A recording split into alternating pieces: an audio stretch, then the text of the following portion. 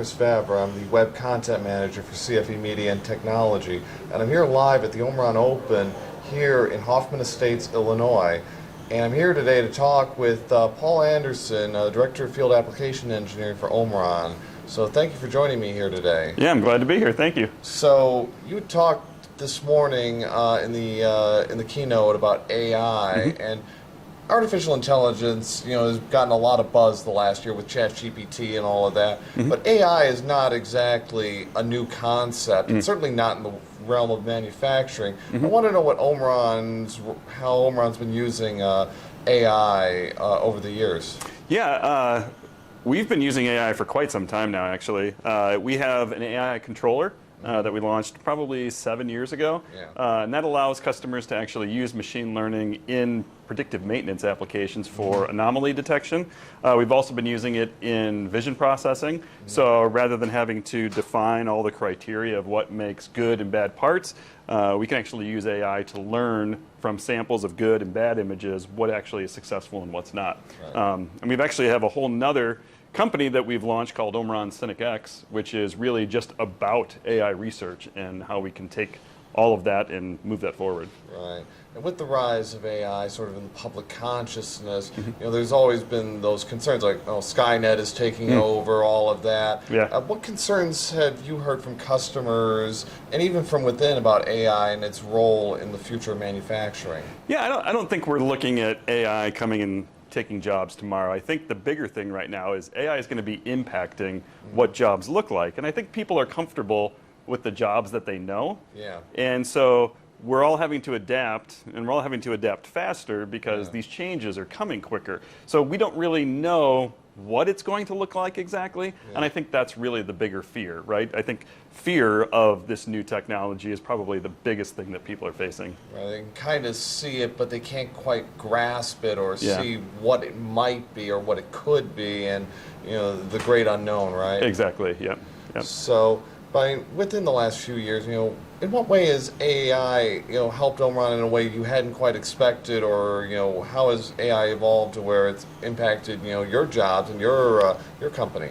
Yeah, I think we're seeing it not as much really in what we do as a field engineering team. I think we're seeing a lot of it though, kind of just in how we as a company operate. We're using machine learning processes in the background, some of the back office stuff, and we have data scientists at Omron here that are looking into sales information and other types of data. So just like companies that produce goods are looking at using machine learning and AI to help them, we're using it to help our processes. So lots of different ways. And how important and how critical is it to get everybody to buy into AI, just as they would with robots? Everyone says robots are going to take your job, and it's about trying to get them to buy in.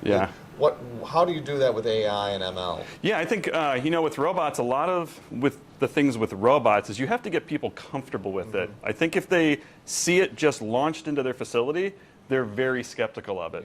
But if they are using it and they're starting to see how it benefits them, they start to adopt it quicker. So it's really all about adoption. And I think machine learning and AI can be the same way, where if we start showing people how it's benefiting them and how it's making their life better, that now they start to become friendly with it. And then the expansion, we can grow it to more use cases. There was a presentation earlier talking about robots and how for the first few weeks they had the robots serving the donut delivery. The donuts, like that's such a great, sort of breaking the ice way. And I wonder if there's a similar, you can't have AI serving you donuts necessarily, but I wonder if there's a good breaking the ice way or method with AI to kind of get people comfortable, as you say. So. Yeah. I think that's the I think what we're all trying to figure out, right? Because I think that as we bring that technology in, finding those creative ways, that makes a big difference. For sure, yeah.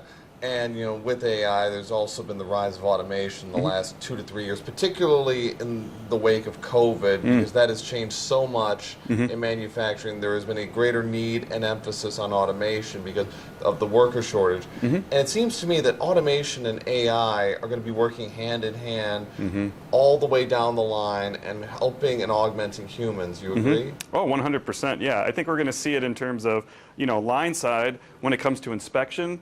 How can we see parts that are failing instead of getting things all the way through a line? Can AI detect problems earlier up so that we're not having to waste production throughput.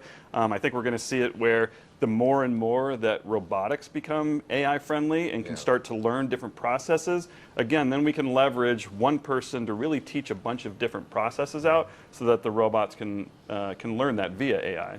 You mentioned like predictive maintenance, Yeah. preventive maintenance, and eventually prescriptive maintenance. Exactly. So, all the way down the line, reducing downtime, improving supply chain efficiency, which has been a major problem the last couple of years. Yeah.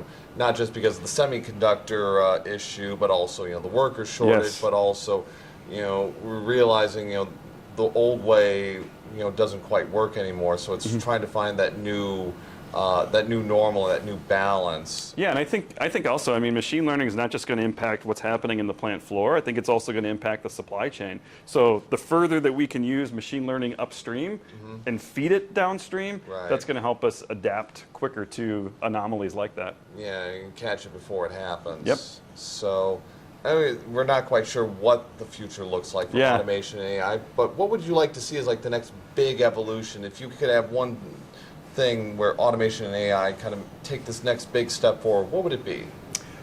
I think the more that we can see AI help people with what their daily tasks are, and I know that sounds kind of vague, but I think it comes to that adoption standpoint, right? So I think there's a lot that we can see AI doing, but the quicker that we can get people to see how it's benefiting them, that's the critical thing for me. So I would love AI to look at what I'm doing on a day-to-day basis and tell me where are my processes going wrong? What gaps do I have personally? And then help me then roll that out to my team and to our customers and things like that. So it's less for me. I'm less concerned about seeing AI in robots or AI in coding because all that's coming. I want to know how it's going to impact me. And if I know how it's going to impact me beneficially, then I can share that with others. To some degree, you already kind of have that with like a smartwatch. It'll tell you how, your heart rate, how many steps you've taken, all of that. But it's like on a more, I guess, micro level, like the machine will know you better than you. Yeah, and I think that's where we're seeing, with a lot of the embodied AI too, is that we can see where these different systems can actually learn and observe how people do their jobs, see the trends so that it can actually adapt to learning those processes, but it could also tell them better ways to do it, right? That's kind of getting towards that digital twin model. Right, yeah. It'll be interesting to see what happens the next several years. Right now it's all fresh and exciting and maybe a little scary, but the possibilities do seem endless where automation, AI, machine learning, and all this is kind of going. It is the great unknown. That's frightening, but it's exciting at the same time. Absolutely, yeah. So, well, thank you very much, Paul. Thank you. Appreciate it for you spending the time today to talk about AI and automation. Much appreciated. And great job on the keynote this morning, so thank you for that.